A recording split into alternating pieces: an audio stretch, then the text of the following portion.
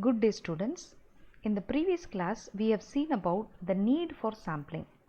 So today we will be continuing with sampling theorem.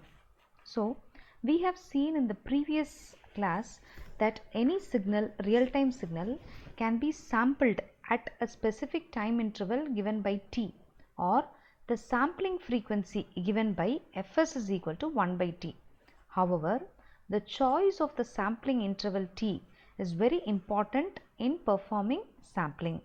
So in order to understand what is sampling theorem, let us look into the procedure of how sampling is being done. So we can see here that the real-time signal x of t is given to a sampler which accepts another input del t of t.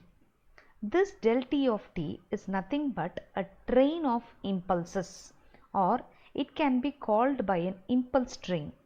You can observe that all these impulses are equally spaced by a time interval called as t.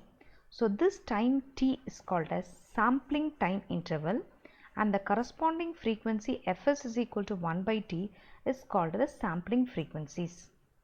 This sampler can be assumed to be a multiplier, so which multiplies the input signal x of t, which we have taken here as a sine wave, along with the train of impulses del t of t.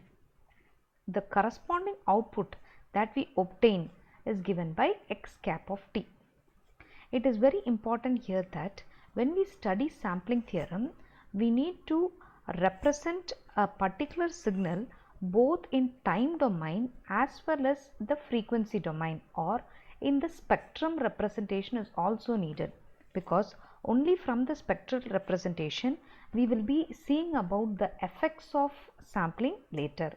So here this figure shows x of t, which is the input signal in time domain, along with its corresponding Fourier spectrum x of omega. So the spectrum of x of omega for this sinusoidal signal is given by a spectrum like this, which can be obtained by applying Fourier transform for the corresponding signal. So we can see here that this spectrum consists of a base band of B, right? So the frequency here is 0 to B. So the fundamental frequency here is 0 to B. In terms of omega, it can be told as 2 pi B, or in turn we can tell that the bandwidth of the given signal is said to be B hertz, or we can tell that this incoming signal frequency has a frequency of B hertz, and in radians it is denoted by 2 pi B. So when this input signal is multiplied by this train of impulse, we get a corresponding x cap of t. Then this sampled signal x cap of t, which is nothing but x of nt. X cap of t can also be represented as x of nt. It is then passed through an ideal low pass filter with a cutoff frequency of B hertz, so that the sampled signal can be reconstructed back into the original signal x of t. So let us see this process of sampling in detail. So initially we have considered here the first phase of sampling. The first phase of sampling, where the input signal x of t and the train of impulses is processed by a sampler to give x cap of t, or this x cap of t can also be represented as our discrete time signal x of n, or in terms of its discrete time samples at every instant, it can also be represented as x of nt.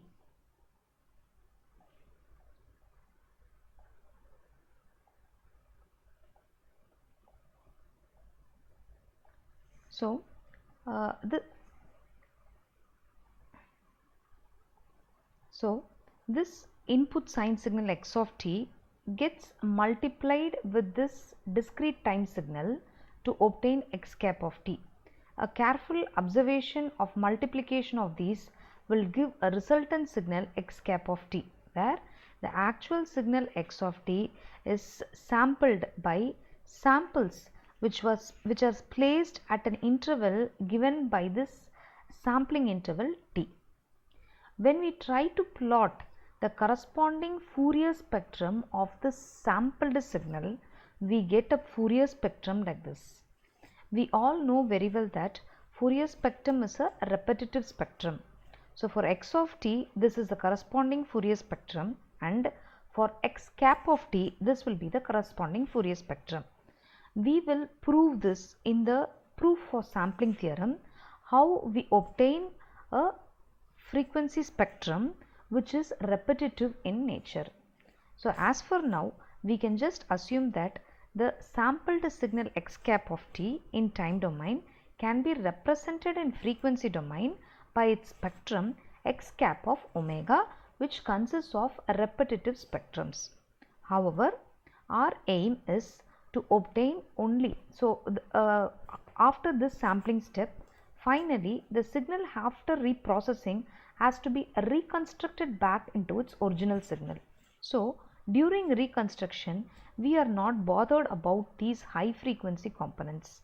We need only this frequency component so that we can recover back the original signal. So an observation here shows that the second process where the signal has to be reconstructed. So the sampled signal x cap of t or the discrete time signal x of nt can be allowed to pass through an ideal low pass filter which has a cutoff frequency of b hertz. So when it is passed through a cutoff frequency of b hertz, we can see that the baseband sampling, so the fundamental frequency over here is b hertz or 2 pi b radians. So automatically a low pass filter will obtain only this part of this spectrum and will produce or reconstruct a signal x of omega from x cap of omega. Or we can also tell that x of t, so x of omega is a Fourier spectrum and its corresponding time domain is nothing but x of t. So x of t is successfully reconstructed from x cap of t.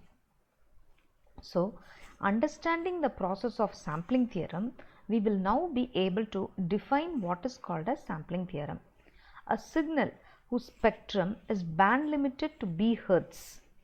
The meaning, we can see that the signal that we have taken here has a frequency of b hertz, or we can tell that the bandwidth of the spectrum is b hertz, which can also be told as x of omega equal to 0 for modulus of omega greater than 2 pi b. So we can see here again that this is the value of omega. So for omega greater than 2 pi b and again here lesser than minus 2 pi b, x of omega is 0. Only from minus 2 pi by b to plus 2 pi by b, we have a value of the spectrum. So this is what is illustrated over here. A signal whose spectrum is band limited to b hertz can be reconstructed. Okay, so ultimately after sampling, we need to reconstruct the signal. So this reconstruction is possible without any error from its samples taken uniformly at the rate of fs greater than 2b samples per second. So we mean that the signal that has to be reconstructed can be done without any error only if we choose the sampling frequency fs greater than 2b samples per second. Or in other words, we can say that the minimum sampling frequency is fs is equal to 2b hertz. If we violate this condition, or if we choose fs or the sampling frequency or the sampling time period t, right? That's why we say that the choice of the sampling time period t or the sampling frequency fs is important. In case we choose fs lesser than 2b, we will be seeing in the further videos that we will not be able to reconstruct the original signal after sampling. Hence, sampling theorem states that a signal whose spectrum is band limited to b hertz can be reconstructed exactly without any error only if the sampling frequency is taken at fs greater than 2b samples per second. So in the consecutive video, we will be seeing about the proof of this particular sampling theorem. Thank you.